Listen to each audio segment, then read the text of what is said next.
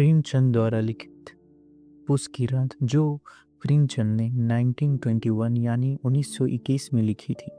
प्रेमचंद की प्रसिद्ध कहानियों में से एक इस कहानी को माना जाता है, जिसमें एक गरीब किसान हल्कू की कहानी का चित्र है।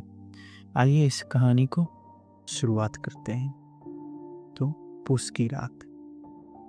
हल्कू ने आकर स्त्री से कहा, सहना आया है, लाओ जो रुपये रखे हैं उसे दे दो। किसी तरह गला तो छूटे। मुन्नी झाड़ू लगा रही थी, पीछे फिर कर बोली, 3 ही तो रुपए हैं, दे दोगे तो कम्बल कहाँ से आवेगा? माघ पूस की रात हार में कैसे कटेगी? उससे कह दो फसल पर रुपए दे देंगे, अभी नहीं। हल्कू एक क्षण अनिश्चित दशा में खड़ा रहा। पूस सिर पर आ गया है, कम्बल के बिना हार में रात को वह किसी तरह नहीं जा सकता। मगर सहना मानेगा नहीं, घुड़कियां जमावेगा, गालियां देगा, बला से चारों मरेंगे, बला सिर से तर जाएगी। यह सोचता हुआ अपनी भरी भरकम ढील लिए हुए, जो उसके नाम को झूठ सिद्ध करता था, स्त्री के समीप आ गया और खुशामद करके बोला, ला दे दे, गला तो छूटे, कम्बल के लिए कोई दूसरा उपाय सोचूंगा। मुन्नी उसके पास से दूर हट गई और आंखें तैरती हुई बोली, कर चुके दूसरा उपाय? जरा सुनो कौन उपाय करोगे? कोई खैरात दे देगा, कम्बल ना जाने कितनी बाकी हैं जो किसी तरह चुकाने ही नहीं आती। मैं कहती हूँ तुम क्यों नहीं खेती छोड़ देते, मर मर काम करो, उपज हो तो बाकी दे दो। चलो छुट्टी हुई, बाकी चुकाने के लिए ही तो हमारा जन्म हुआ है। पेट के लिए मजदूरी करो, ऐसे खेत से बाज आए मैं रुपए ना दूंगी, ना दूंगी, ना दूंगी। हल्कू उदास होकर बोला, तो क्या गाली खाऊं? मुन्नी ने तड़प कर कहा, गाली क्यों देगा, क्या उसका राज है? मगर यह कहने के साथ उसकी तनी हुई बाहों ढीली पड़ गई। हल्कू के उस वाक्य में जो कठोर सत्य था, वह मानो एक भीषण जंतु की भांति उसे घूर रहा था। उसने जाकर आले पर से रुपए निकाले और लाकर हल्कू के हाथ पे रख दिए। फिर बोली, तुम छोड़ दो अब की से खेती, मजूरी में सुख से एक रोटी खाने को तो मिलेगी, किसी की धौंस तो ना रहेगी। अच्छी खेती है, मजूरी करके आलाओ, वह उसी से झोंक दो, उस पर से धौंस। हल्कू ने रुपए लिए और इस तरह बाहर चला मानो अपना हृदय निकाल कर देने जा रहा हूँ। उसने मजूरी से एक एक पैसा काट कपट कर 3 रुपए कम्बल के लिए जमा किए थे। वो आज निकले जा रहे थे। एक एक पग के साथ उसका मस्तक अपनी दीनता के भार से दबा जा रहा था। पूस की रात, आकाश पर तारे ठिठुरते हुए मालूम होते थे। हल्कू अपने खेत के किनारे ऊख के पत्तों की एक छतरी के नीचे बांस के खटोले पर अपनी पुरानी गाढ़े की चादर ओढ़े कांप रहा था। खाट के नीचे उसका संगी कुत्ता जबरा पेट में मुंह डाले सर्दी से कूं कूं कर रहा था। 2 में से एक को भी नींद न आती थी। हल्कू ने घुटनियों को गर्दन से उसने चिपकाते हुए कहा, क्यों जबरा, जाड़ा लगता है? कहता तो था घर में पुआल पर लेटा रहा, तो यहाँ क्या लेने आया थे? अब खाओ ठंड, मैं क्या करूँ? जानते थे मैं यहाँ हलवा पूरी खाने आ रहा? दौड़े दौड़े आगे आगे चले आए, अब रो नानी के नाम को। जबरा ने पड़े पड़े दुम हिलाई और अपनी कुकू को दीर्घ बनाता हुआ एक बार जम्हाई लेकर चुप हो गया। उसकी स्वान बुद्धि ने शायद तार लिया, स्वामी को मेरी कुकू से नींद नहीं आ रही है। हल्कू ने हाथ निकालकर जबरा की ठंडी पीठ सहलाते हुए कहा, कल से मत आना मेरे साथ, नहीं तो ठंडे हो जाओगे। यह रांड पछुआ ना जाने कहाँ से बर्फ लिए आ रही है। उठूं फिर एक चिलम भरूं, किसी तरह रात तो कटे। 8 चिलम तो पी चुका। यह खेती का मजा है। और एक एक भगवान ऐसे पड़े हैं जिनके पास ज़्यादा जाए तो गर्मी से घबरा कर भागे। मोटे मोटे गद्दे, लिहाफ, कम्बल। मजा है कि जाड़े की गुजर हो जाए। तकदीर की खूबी है, मजूर हम करे, मजा दूसरे लूटे। हल्कू उठा और गड्ढे में से जरा सी आग निकाल कर चीलम भरी। जबरा भी उठ बैठा। हल्कू ने चीलम पीते हुए कहा, पिएगा चीलम, जाड़ा तो क्या जाता, जरा मन बहल जाता है। जवरा ने उसके मुंह की ओर प्रेम से छलकती हुई आंखों से देखा।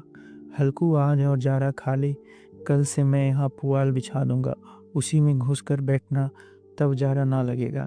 जवरा ने अगले पंजे उसकी घुटनियों पर रख दिए, उसके मुंह के पास जो अपना मुंह ले गया। हल्कू को उसकी गर्म सांस लगी।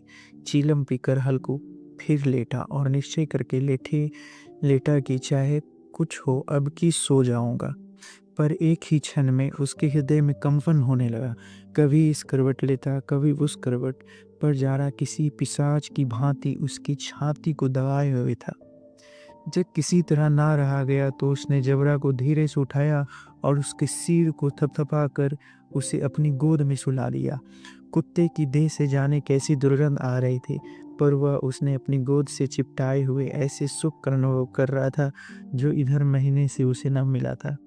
जबरा शायद समझ रहा था कि स्वर्ग यही है, और हल्कू की पवित्र आत्मा में तो उस कुत्ते के प्रति घृणा की गंध तब न थी।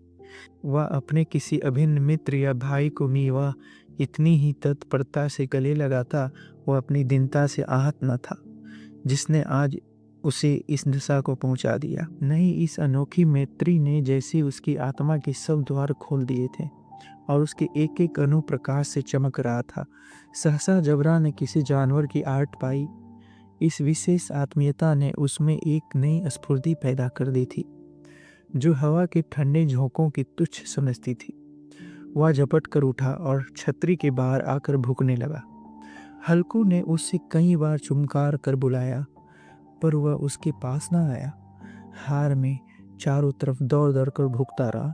एक क्षण के लिए आ भी जाता तो तुरंत ही फिर दौड़ता। कर्तव्य उसके हृदय में अरमान की भांति उछल रहा था। 1 घंटा और गुजर गया। रात ने शीत को हवा से ढकना शुरू किया। हल्कू उठ बैठा और दोनों घुटनों को छाती से मिलाकर सिर को उसमें छिपा लिया। फिर भी ठंड कम ना हुई। ऐसे जान पड़ता था सारा रक्त जम जाएगा। धमनियों में रक्त की जगह हिम बह रहा है। उसने झुककर आकाश की ओर देखा। अभी कितनी रात बाकी है? सप्तर्षि अभी आकाश में आधे भी नहीं चढ़े। ऊपर आ जाएंगे तब कहीं सवेरा होगा। अभी पहर भर से ऊपर रात है। हल्कू के खेत से कोई एक गोरे के टप्पे पर आमों का बाग था। पतझड़ शुरू हो गई थी। बाग में पत्तियों का ढेर लगा हुआ था। हल्कू ने सोचा, चलकर पत्तियों बटोरूं और उन्हें जलाकर खूब तापूं। रात को कोई मुझे पत्तियां बटोरते देखे तो समझे कोई भूत है। कौन जाने कोई जानवर ही छिपा बैठा हो, मगर अब तो बैठा नहीं रहा जाता। उसने पास के अरहर के खेत में जाकर कई पौधे उखाड़ लिए और उनकी एक झाड़ू बनाकर हाथ में सुलगता हुआ उपला लिए बगीचे की तरफ चला। जवरा ने उसे आधे देखा तो पास आया और 2 हिलाने लगा। हल्कू ने कहा, अब तो नहीं रहा जाता जबरू, चलो बगीचे में पत्तियों बटोर कर तापे। ठाठे हो जाएंगे तो फिर आकर सोएंगे, अभी तो रात बहुत है। जबरू ने कू कू करके सहमति प्रकट की और आगे आगे बगीचे की ओर चला। बगीचे में खूब अंधेरा छाया हुआ था और अंधकार में निर्दयी पवन पत्तियों को कुचलता हुआ चला जाता था। वृक्षों से ओस की बूंद टप टप नीचे छपक रही थी। एकाएक एक झोंका मेहंदी के फूलों की खुशबू लिए हुए आया। हल्कू ने कहा, कैसी अच्छी महक आई जबरू, तुम्हारी नाक में भी सुगंध आ रही है। जबरू को कहीं जमीन पर एक हड्डी पड़ी हुई मिल गई थी, उसे वह छिचोर रहा था।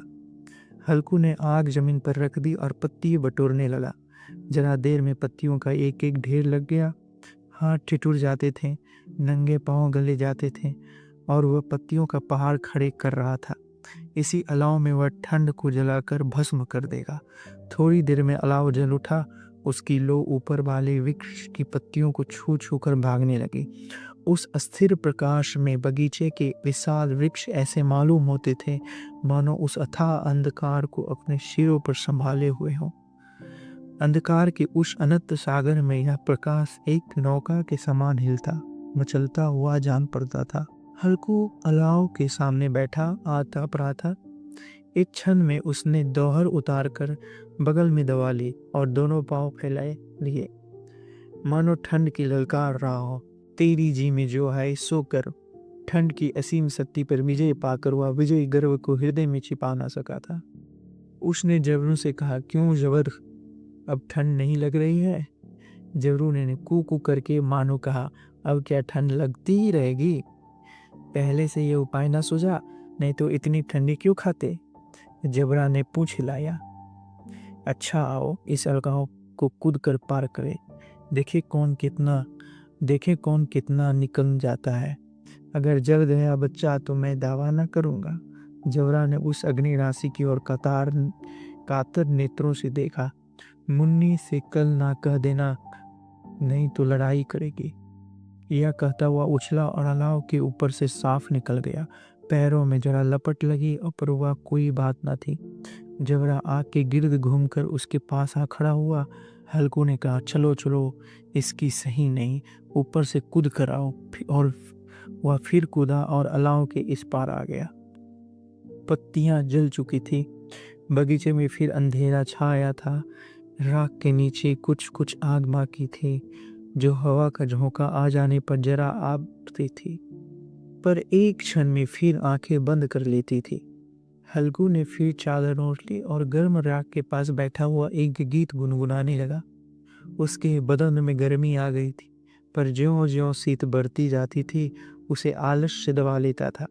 जबरा जोर से भौंक कर खेत की ओर भागा। हल्कू को ऐसा मालूम हुआ कि जानवरों का एक झुंड उसके खेत में आया है।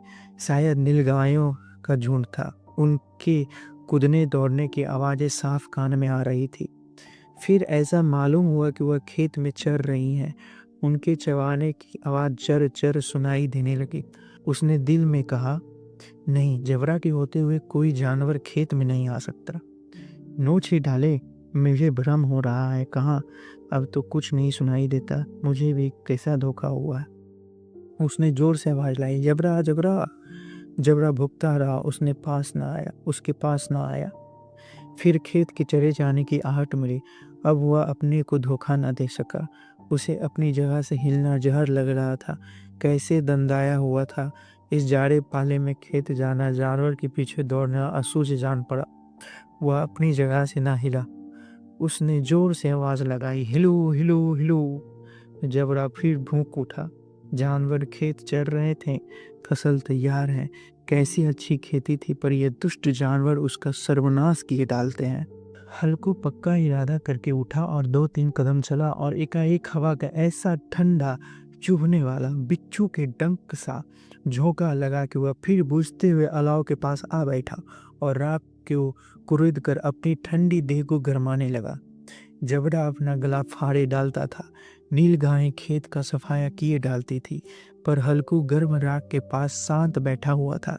अकर्मण्यता ने रस्सियों की भांति उसे चारों तरफ से चकर रखा था। उसी राख के पास गर्म जमीन पर वह चादर ओढ़कर सो गया। सवेरे जब उसकी नींद खुली, तब चारों तरफ धूप फैल गई थी और मुन्नी कह रही थी, क्या सोते ही रहोगे? तुम यहाँ आकर रम गए और उधर सारा खेत चौपट हो गया। हल्कू ने उठकर कहा, क्या तू खेत से होकर आ रही है? मुन्नी बोली, हाँ, सारे खेत का सत्यानाश हो गया। भला ऐसे भी कोई सोता है? तुम्हारे मड़ैये डालने से क्या हुआ? हल्कू ने बहाना किया, मैं मरते मरते बचा, तुझे अपनी खेत की पड़ी है। पेट में ऐसा दर्द हुआ कि मैं ही जानता हूँ। दोनों फिर खेत की डांड पर आए और देखा सारा खेत रौंदा पड़ा हुआ है और जबरा मड़ैया के नीचे चित लेटा है, मानो प्राण ही ना हो। दोनों खेत की दशा देख रहे थे। मुन्नी की मुख पर उदासी छाई थी, पर हल्कू प्रसन्न था।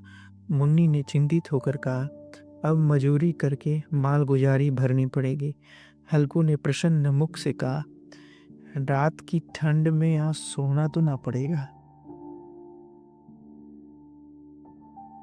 यहीं पर ये कहानी समाप्त होती है।